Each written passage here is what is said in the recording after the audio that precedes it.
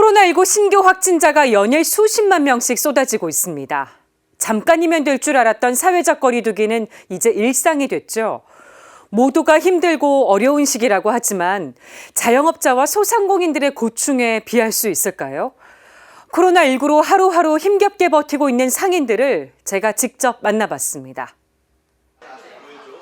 명동에서 20년 넘게 식당을 운영해온 김창수 씨는 요즘 책임감 하나로 버티고 있습니다. 손님이 붐비는 것도 점심시간 한때뿐. 가게는 금세 한가해졌습니다. 매출은 코로나19 전의 20분의 1 수준. 대출로 버티고 있다는 김 씨의 소망은 적자가 조금이라도 덜 나는 것입니다. 말도 못하죠. 암담하죠. 정말 한계에 왔어요. 처자식 있고 이 책임감에 운영은 한다 하지만 사회적 거리두기가 완화돼 밤 11시까지 영업이 가능해졌지만 매출에 큰 도움이 되진 않고 있습니다. 간혹 어떤 사람들을 한 팀이 시간만 더 보내고 있어서 우리만 퇴근을 못할 뿐이지 매출이 올라가거나 그런 거는 전혀 없습니다. 더 나빴습니다. 명동 끝자락에서 고깃집을 운영하고 있는 김봉환 씨의 사정은 더 좋지 않습니다. 대출을 받아 분식집에서 고깃집으로 바꾸고 리모델링까지 했는데 바로 코로나가 터졌습니다.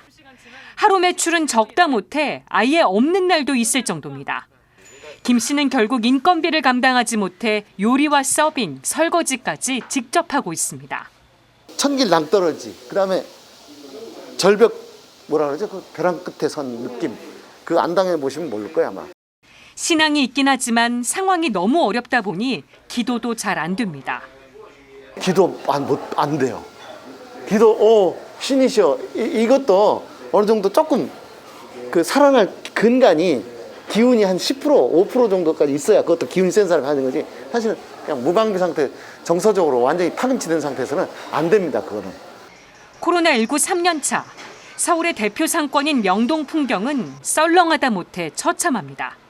관광객 급감과 높은 임대료를 감당하지 못해 폐업하는 가게가 속출하고 있습니다. 지난해 4분기 명동의 소규모 상가 공실률은 50.3%, 서울 도심 지역 평균 공실률이 11.2%인 것과 비교하면 무려 4배 이상 웃도는 수치입니다. 코로나19 전만 해도 시민과 관광객들로 넘쳐났던 명동거리는 보시다시피 휑해졌습니다. 골목엔 빈 가게들이 수두룩합니다. 윤석열 대통령 당선인은 코로나로 인한 자영업자와 소상공인의 피해를 보상해주겠다며 50조 원의 추가 경정예산 편성 방침을 공식화했습니다. 피해 정도를 고려해 한 곳당 최대 1,000만 원을 지원하겠다는 계획인데 상인들은 걱정이 한가득입니다. 그걸로 해서 구제가 되는 사람도 있겠죠. 근데 명동에 있는 분들은 여기는 특수지역이에요. 20분의 1, 50분의 1로 매출이 줄은 지역에 1,000만 원이 명동이 그 임대료에 1,000만 원을 그걸 한다 그래서 대통령이 여기 오셔가지고 저 안에를 아마 보시게 되면 재난지역으로 선포를 할 거예요. 상인들은 채무 탕감과 이자 경감, 그리고 정부와 임대인과 임차인이 임대료를 3분의 1씩 나눠서 부담하는 방안 등을 원하고 있습니다.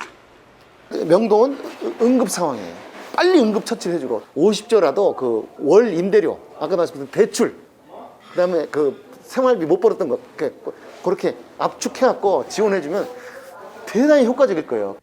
한국 천주교회 1번지 명동대성당이 자리한 명동. 언제쯤 이름 그대로 다시 밝게 빛나는 동네가 될 수 있을지.